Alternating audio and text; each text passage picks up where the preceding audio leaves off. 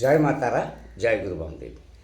লগ্ন থেকে একাদশ স্থানে অর্থাৎ আয় স্থানে রবি অবস্থান করলে কি হয়?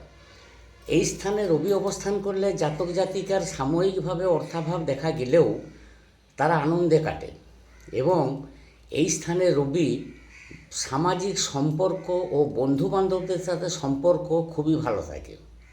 কিছু ক্ষেত্রে মানসিক চাপের মধ্যে সম্মুখীন হতে পারে এবং স্বাস্থ্য সংক্রান্ত কিছু সমস্যাও থাকতে পারে।